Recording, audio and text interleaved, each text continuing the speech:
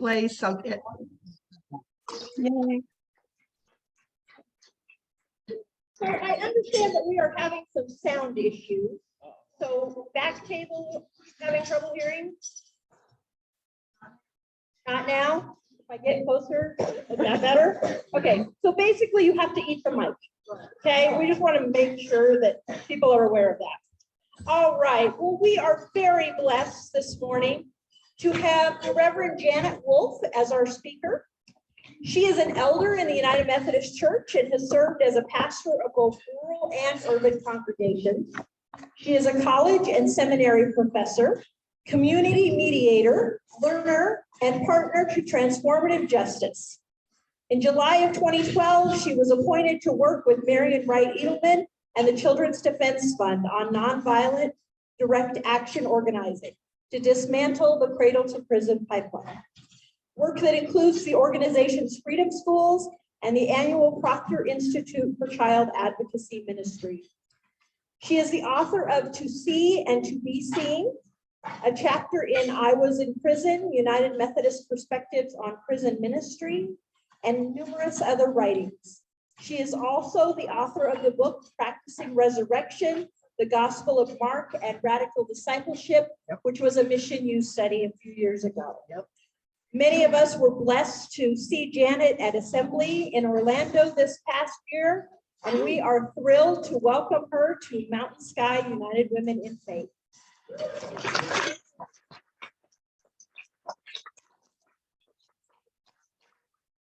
Good morning. Janet Wolf, can you hear me? Am I close enough? No. Man. Okay, let's see what we can do. How about that? That's okay. You can hear? Janet Wolf, she, her, hers, clergy, friend, ally from Nashville, Tennessee. It's a gift and a joy to be with you all. My hope for the United Methodist Church. You can't hear? This is really invasive. Okay. I feel like I'm eating it. Okay. Can you hear now? That's better. Okay. Good morning again. I bring greetings from Marian Wright Edelman. I know many of you know her. She was the first Black woman admitted to the Mississippi bar, a young lawyer with Dr. King, filed many of the historic civil rights legislation and lawsuits in Mississippi, and founded the Children's Defense Fund almost 50 years ago. And so she sends deep thanksgiving for your consistent commitment to children, all children, not just children of those who show up in your congregations. It was while I was working with the Children's Defense Fund and Marian Wright Edelman that I began to understand the depth of your commitment. I encountered United Women in Faith creating and sustaining Children's Defense Fund Freedom Schools, holding child watch vigils in juvenile court and youth detention centers, organizing children's Sabbath celebrations, working to end zero tolerance discipline policies and support transformative justice, partnering with those most impacted, disrupt and dismantle the cradle to prison pipeline, writing letters, going to meetings with state and national policymakers to assure the well-being of all children, especially those in impoverished communities. When I was with Marian earlier this month and told her I was coming to be with you, she immediately said, "Oh, I love United Methodist Women." And so do I. I often say that while Divinity School officially set me on the path to ordination, it was United Methodist Women, and I'm using that term because you were United Methodist Women then. It was United Methodist Women who helped me believe that women were ordained by God to be full partners in ministry. And it was United Methodist Women, now United Women in Faith, who propped me up on every leaning side when the going got hard, and it did get hard. I was the first woman in a 13-county area on the Tennessee-Alabama line to serve as a pastor. One of the 4 congregations I was appointed to serve said they would burn the church down before a woman would ever preach from their pulpit. The bishop and the district superintendent discussed the issue and decided to split that congregation off the charge and appoint a part-time male pastor to serve them. So before I ever arrived or people knew anything about me except that I was a woman, Several members of the other three congregations left to join the one with the male pastor. It was United Methodist Women who welcomed me and my family and stood by us. United Methodist Women were there to comfort and companion, offering solidarity and support, putting flesh on grace, and I am eternally thankful. Your vision and your witness, your courage and your compassion, your fierce commitment and holy boldness give me hope for the United Methodist Church. And I want to thank Linda for the invitation to be here with you. Through her, I learned about your work to welcome refugee families, to provide food and housing, to open thrift stores and offer invitations to community with those struggling with poverty, racism, and xenophobia. I heard about your work to empower mothers to advocate for their children and their communities, to seek justice and not just charity.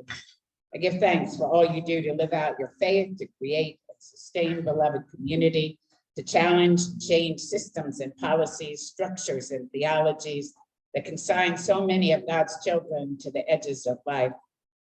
I've been asked to talk about some of my work with the Children's Defense Fund, and I'm going to meander through several of those pieces, but I also hope for a conversation, so I'm going to watch the time. I plan to leave time at the end for dialogue and welcome any and all questions and challenges. If you were part of the laity session, you will have heard my invitation to participatory Bible study. And if we were engaging in participatory Bible study this morning, I would pull us into the text in Mark 9, where a father brings his son to Jesus to be healed. Now, Jesus is up on the mountain, so it's actually the disciples who are there to respond to the desperate father, except they don't.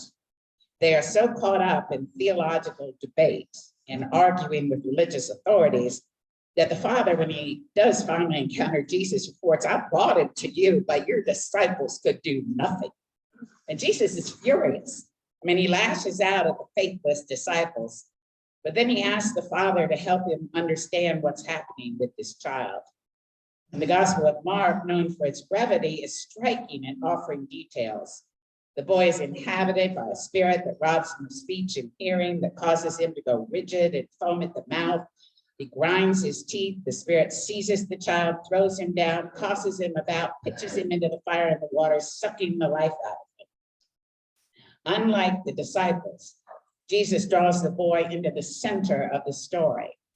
He listens. He leans in to be with the frantic father, aching for the healing of his son. And even when things go from bad to worse, so that it appears that the child has died, Jesus does not give up. He engages the powers that are killing the boy, making sure they will not return. He takes the boy by the hand, lifts him up, and returns him to community whole, healed, and restored. When we engage this text through participatory Bible study with a circle inside a men's maximum security prison, those entering the story as a father confronted the scribes and the disciples asking, what was it that prevented you from responding? For real, one man asked, where's your head? Where's your heart? What got you all locked up so you can't even remember who you were called to be? I know you see us over here struggling. But it was the group bringing voice to the boy that broke us open. The men shared stories of being tossed about by poverty and racism, of being silenced and dismissed by the labels placed on them at an early age, of being thrown in the fire by school systems so quick to tell them they would never measure up and might as well downsize their dreams now. Stories of being beaten, neglected, and abused by folks who were meant to love them, of being hungry and scared, homeless and cold, tortured and terrified. And they turned to all of us, the scribes, the disciples, the crowd, and they asked, where were you? We know you could see what was happening. We know you had to hear all the commotion this stuff caused. Where were you? One of the participants who was in the group was wrestling with how the child felt, simply said, this was me in school, hollering, disrupting, thrashing about, angry, scared, mixed up. If somebody just would have been there for me, asked me what was happening, helped me through the madness, man, could have been a contender. During a conversation in a circle inside the maximum juvenile facility, we heard similar stories. Frederick, 15, I left school, worked hard, got pretty good grades, but then I had to figure out how to make sure my little brother and my youngest sister had something to eat. I tried to explain at school because I was getting behind because I was hustling for food, but they didn't want to hear it. They told me do my work or else. They didn't care what else I was dealing with. Pretty soon I just gave up. Ronnie, 16. I managed to get by in school without getting into any major trouble until my 10th grade year. That's when zero tolerance really went into effect, and I was kicked out of school for fighting. Went to juvenile for the first time and was made to finish the school year at another place. I failed that year due to that, had to do summer school to catch up. So I did because I had my mind set on graduating, but I also liked running the streets. So I was kind of torn between the two, and the streets was winning because it seemed to have more to offer. Instead of school showing some concern for a child that apparently had a problem, was obviously on a path of destruction, or getting me some help for what in other communities would be considered a kid trying to call for help or a child in crisis, I was treated like a criminal, kicked out of public school again due to zero tolerance and sent to alternative school. And being sent to alternative school kind of made me feel like the system had given up on me. Now I realize that it never believed in me to begin with. Charles, 14.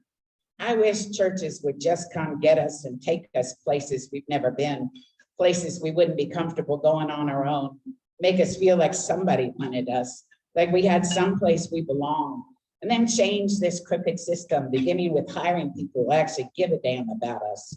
Sometimes I think we're invisible, like nobody can even see us.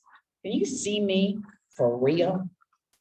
At a meeting with local church folks the day after this participatory study of Mark 9, we asked what it might mean for the church to move into communities of struggle, not with programs or projects, not with answers or solutions, but with questions and a willingness to listen long enough to really hear the impact of these death-dealing forces on children. How might it change our understanding of ministry, we asked, if we were persistently present in impoverished communities, especially communities of color? Mark 9's a powerful and challenging story, a reminder that so much of the world pleads with us, the church, to listen to parents hungry for the healing of their children, to see the struggles of children who are assaulted daily by poverty and white supremacy, by public education systems that are so quick to label them as uneducable, by retributive discipline and criminal legal system that is locking up children at a younger and younger age. Children's Defense Fund coined the term cradle to prison pipeline, naming the day in, day out systemic forces that target some children from birth, especially children of color from impoverished communities. And Marian Wright Edelman writes, incarceration is becoming the new American apartheid, and poor children of color are the fodder.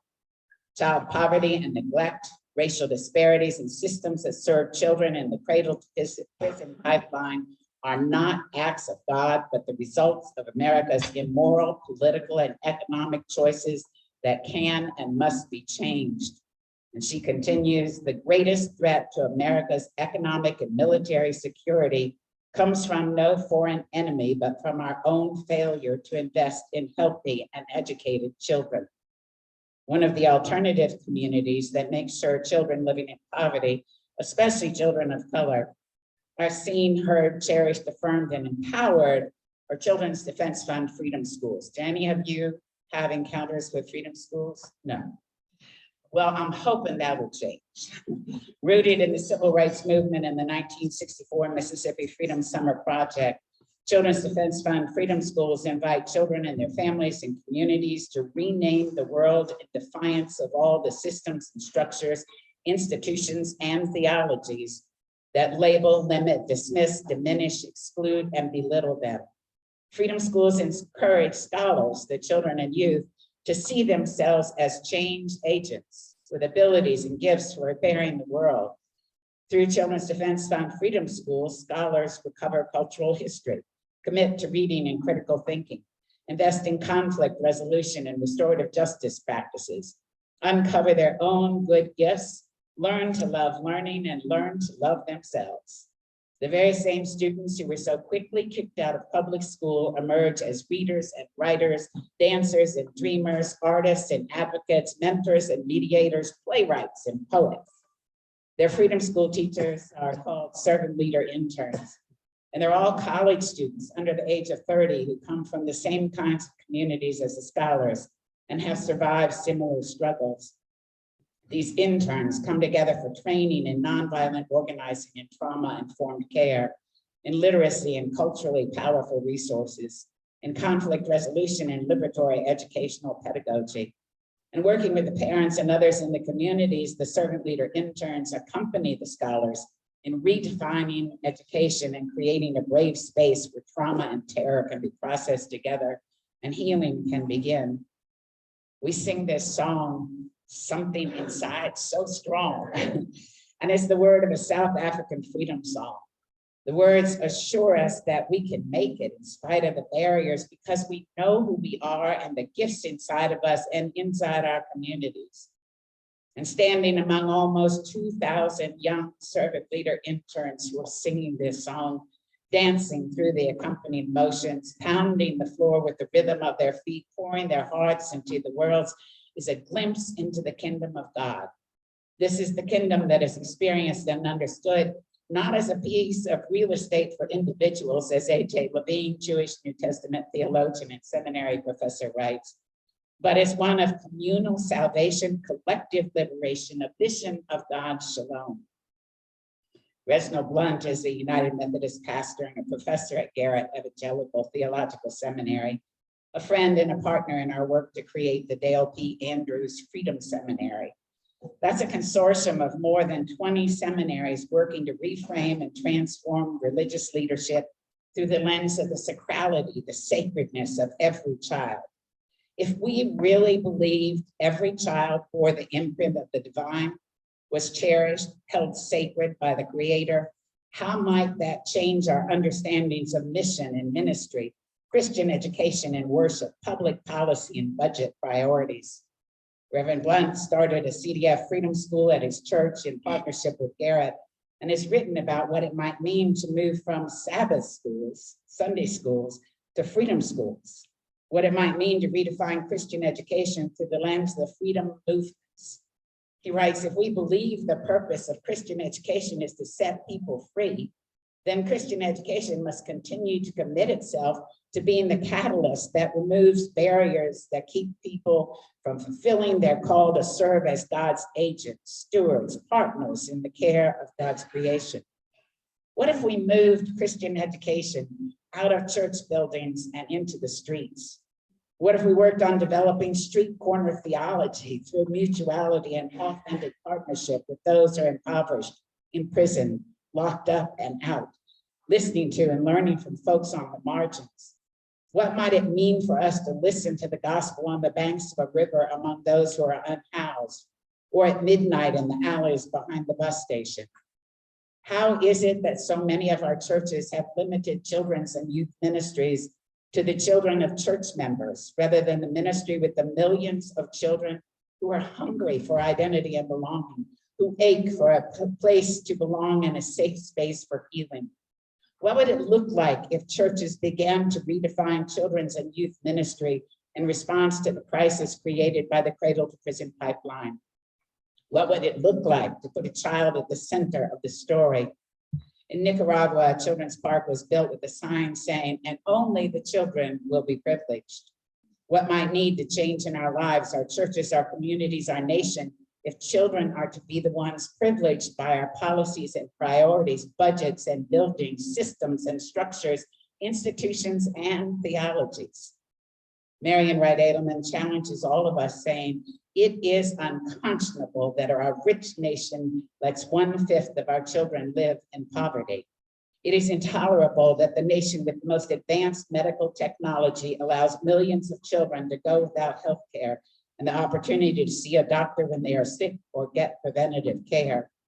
It is unacceptable that millions of children are waiting for quality Head Start or child care program to get ready for school. It is profoundly immoral that we let the lottery of geography or race or class determine a child's chance in life and act as if God created children as haves or have-nots. The last church I pastored, Hobson United Methodist Church in Nashville, was taught to be the church by children. Children came spilling in from nearby housing projects with no prior church experience and no accompanying adults. When I first came to the church, we had 30 older white members. The average age of leadership was 81, and we had no children in the congregation. In its heyday, it had been 1,800 people. But as people moved out to the suburbs and the population around the church changed, the congregation grew smaller and smaller, closing in on itself. I suspect it was our decision to donate some of our land to Habitat for Humanity and work with more than 500 volunteers to build 5 Habitat houses next door that alerted the children to our presence in the neighborhood. We had prayed for new members and for children to come, but I suspect everyone was startled by the children who did show up, disrupting, disturbing, and demanding, and dancing, dreaming, daring us to become the Church of Jesus, the community that, no kidding, welcomes children, all children. Members were so alarmed at the number of children showing up for worship that they decided we should start a children's ministry committee. I announced this during worship, and then afterwards we go to the room where the meeting's supposed to be held, and we are startled that the room is filled with children. And they were quick to proclaim, we didn't know grown-ups came to children ministry meetings.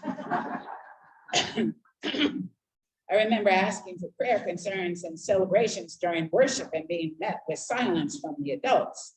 And then the children came, and there was an abundance of response. The kids could go on and on and on. I'm thankful for spaghetti and chocolate and the dog that didn't bite me, and sometimes my sister.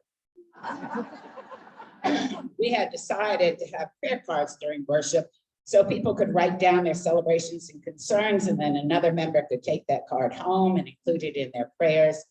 We told the kids they could draw pictures on the cards and we take those home. Although I do remember a fierce debate about whether we should allow the children to take some of the prayer cards home. I mean, would they really be serious about the invitation to prayer? Of course, we quickly discovered prayer cards in children's pockets, tattered by the repeated handling and persistent prayer. One morning during worship, LaPortia raised her hand and said she had a prayer concern she wanted to share. I reminded her it was not yet time on the bulletin for prayer, but she was persistent, so I finally invited her to speak. And she held up her card with a drawing of a small human body lying in some grass, blood pooling beside it, and a child standing nearby. And she said, I want you to pray for my friend who got shot and all the kids who aren't dead yet. The children changed our understanding of what it might mean to be the church. The meaning of worship, the meaning of prayer, the call to be church in the middle of the world's violence and chaos. Their lives were hard. They were assaulted daily by poverty and racism, schools that were quick to give up on them, and adults who were more often a source of hurt than love. And yet they came dancing and dreaming, laughing and loving, singing and hoping, delighting in little things, finding so many reasons for rejoicing, and along the way, teaching us to be the church. Jesus says at the end of Mark 9, the greatest is whoever welcomes a child. Whoever takes the child in their arms, holds them safe, and affirms their value and dignity. Whoever welcomes one such child in my name welcomes me. And that's why John Wesley argued that Methodist preachers were required to spend time with children, whether they have gifts for this work or not.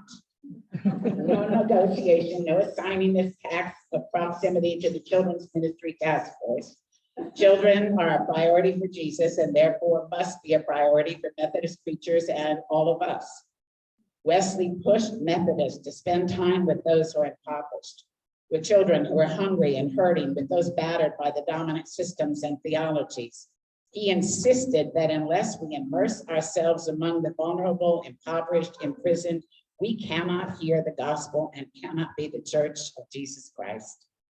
We, United Women in Faith, are called into a movement of love and liberation, redemption and reconciliation, hope and healing, justice, generosity, and joy. Moving from what is to what God is already bringing about, from our unjust present to God's vision for the fullness of life for all of creation. Here and now, the Holy Spirit moves among us, giving us the vision and voice, the courage and commitment, the strength and stubbornness that ignites our sisterhood, commissions us to show our faith in our actions, and fills us with a holy boldness that will not come undone. We believe love in action is changing the world. With full hearts and thick hope, we continue this journey together.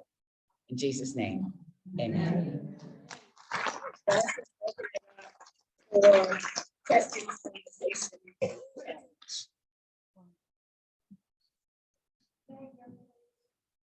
Whatever questions or conversation or challenge you might want to offer up, I am gladly open to. Sure, go ahead.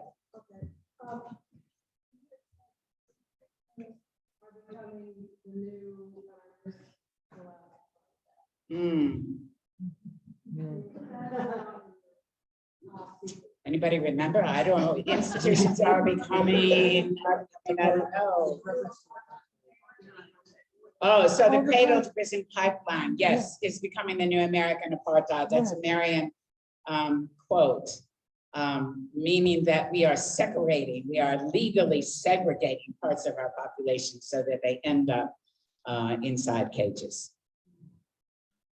Judy. Can I offer a challenge? Yes, you can offer a All challenge. right, especially for you folks here in Colorado Springs. I had breakfast yesterday and started asking what was going on downtown. And a guy came up to talk about it. He obviously had PTSD. He was telling me about how he'd been thrown out of housings because of something that the hospital there had done. Take away all these beautiful houses and all these dreams of what he could do. He told me he did not. So I'm going to challenge you guys no matter what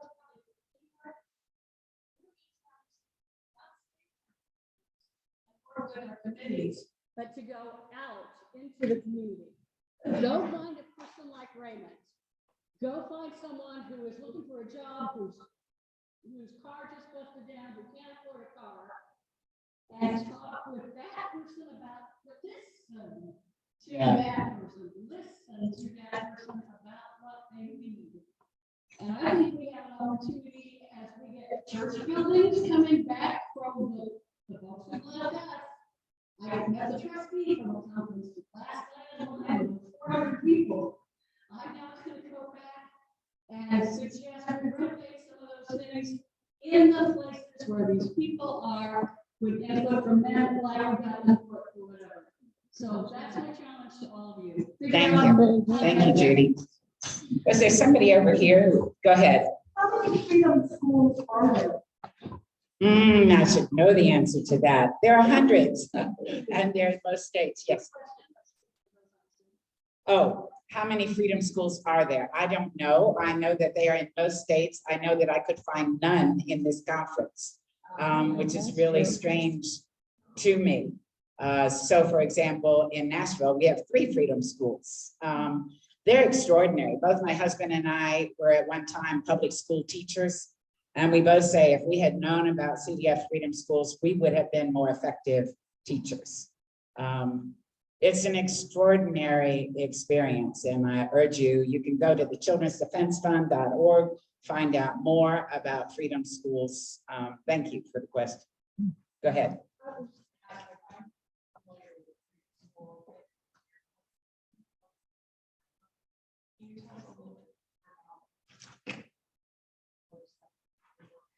Sure. So freedom schools are often sponsored by churches, though not necessarily. They can be sponsored by a community organization. The local group starts a freedom school. So the thing that Children's Defense Fund does is provide a curriculum and training. So when I talked about the 2,000 servant leader interns, 87% from communities of color, impoverished communities of color, dancing to this song. It's extraordinary to see the power. So we sing something inside so strong. I know that I can make it, though you're doing me wrong, so wrong. And so freedom schools immerse kids into cultural history and literature and writings and singing, and really bet that every single child is gifted. And that if we create a community that recognizes that every child is gifted, they'll come into those, right? I mean, the very same thing you heard from one of the voices in the prison. People give up on so many of our kids so early. I'm gonna go see and do Mayala Shani in Denver tomorrow. He was caged for 26 years for a crime he did not commit, 21 years on Tennessee's death row. A brilliant artist. If you're in Denver, look him up. Do Mayala Shani, he's online. Extraordinary story. But he remembers being in the 3rd grade and the teacher asking all the kids, what do you want to be when you grow up? And he said, I want to be a veterinarian. And the teacher said, you're going to have to think about something different to be, you know, work with your hands and everything. He was one of the few Black children in the classroom. Early on, we are giving up on our children. And so Children's Defense Fund Freedom Schools work with parents and with communities to change not only the invitations to the children and what they hear and understand about themselves, but the systems that are doing the damage. Thank you. Yes. Are there many of these schools on reservations? I know that in Minnesota, we have, I believe it's Ojibwe, and the language, yes. So there are several where Indigenous languages are used and frame the entire cultural, and there are also Latinx, and yeah, so there are several. And that again is up to the local community, right? So the National Children's Defense Fund does not decide where freedom schools are or what they will be. Local communities say, this is something we want to invest in. And then CDF offers resources to make that happen. Thank you. Yes. From our Zoom questions? Yes. And then just a minute now. I apologize.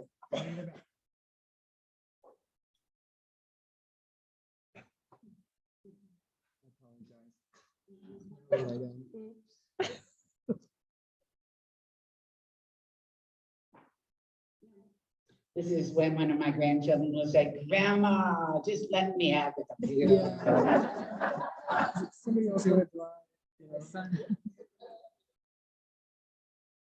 Well, the basis of the question was, what do you do to renew your spirit? Good question. What do I do to renew my spirit? I often say that one of the things I do is I go into the prison. We have circles on death row. We have circles in the men's maximum security prison. We have circles in several prisons. And I always go in grumpy and complaining because it takes a long time to get inside. There might be a new officer, there might be new rules. Folks might not be able to get out of their cells, whatever. And I have lots of other things to do. I always come out laughing and hoping. I am struck, I mean, on death row, in our circle, we do meditation by Thich Nhat Hanh. Let us enjoy our breathing together. And there in the clanging and the noise and the yelling, I can feel the difference. I can feel the atmosphere changing as we become a circle that bets everything on love, in spite of the fact that the system has targeted them for death. We've had members of our circle executed. We have members of our circle who are threatened with execution at the current time. But being with folks for whom things like liberation and freedom and salvation and redemption is not a theoretical issue, not a sometimes, but an urgent life and death question, pushes me into the radicality of the gospel.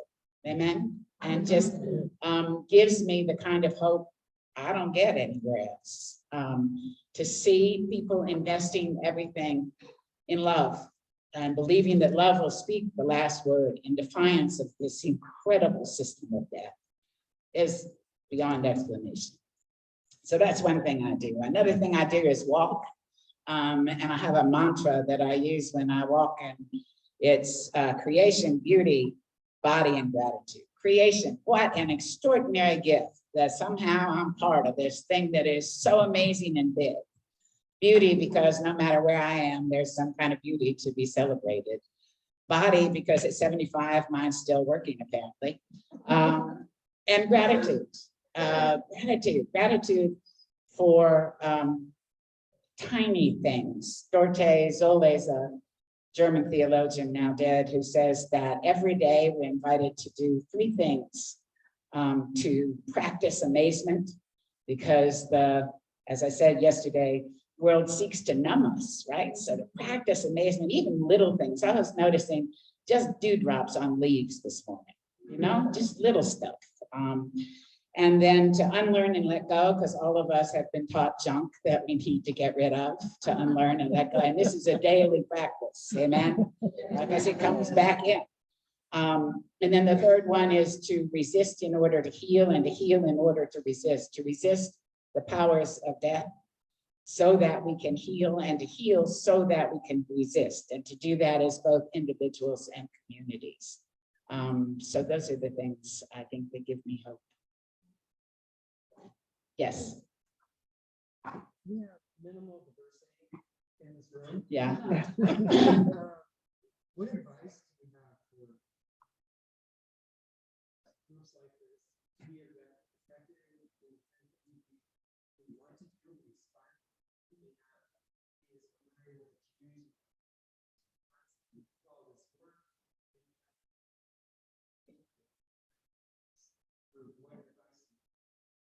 Yeah, shifting social location.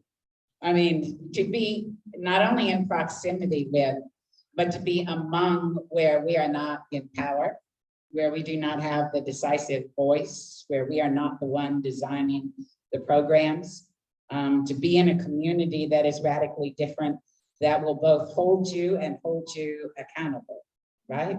I mean, that folks in prison are quick to tell me when I miss it, which I always do. I've been going in since 1975, and I still get it wrong, because that is not my experience. And if it's not your experience, you're going to inevitably pull them into your version of reality, right? Philip Gorovich wrote a book on Rwanda. We regret to inform you, tomorrow we and our families will be killed. Stories from Rwanda. And in it, he says, coercive power is the ability to force others to inhabit your version of their reality,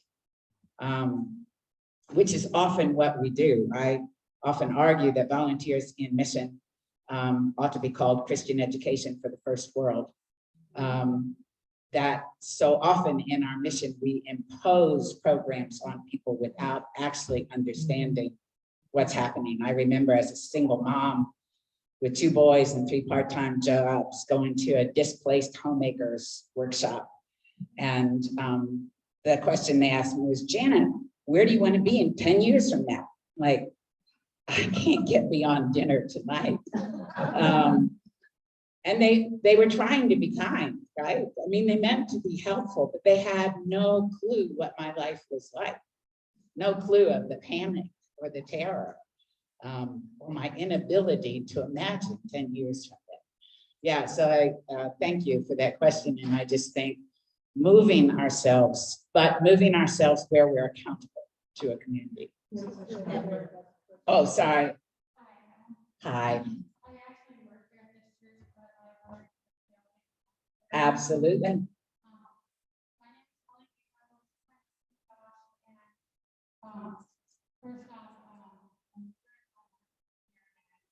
Thank you for having us.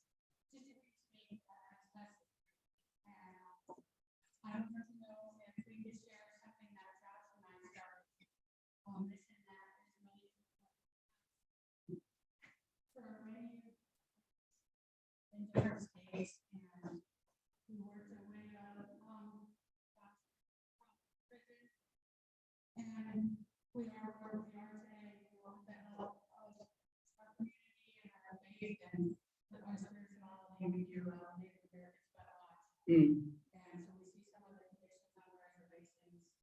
And we know what it's like to be homeless. And so Josh and I started on our home what we call Jolly Love Bags. This is just little things that they kind of need, socks, water, some lunch too, snacks, toothbrushes, toothpaste, you know, little hygiene packs. And it helped us to give back for the times we were out there and that we felt hopeless. Yeah. And the members of our church and us, we started writing little notes of hope, you know, letting people know you are seen, you are loved, you matter. We hope that this helps your day. Yay. And we wanted to offer and ask if your church would like to in any way be a part of our Jolly Love Bags. We call them Jolly Love Bags because our friend Heather called us Jolly for Josh and Polly. So they're Jolly Love Bags, and if you wanted to, you know, even write notes of hope or encouragement, or if you wanted to come and hand out bags someday with us, or help make some bags. But Thank you. I think it's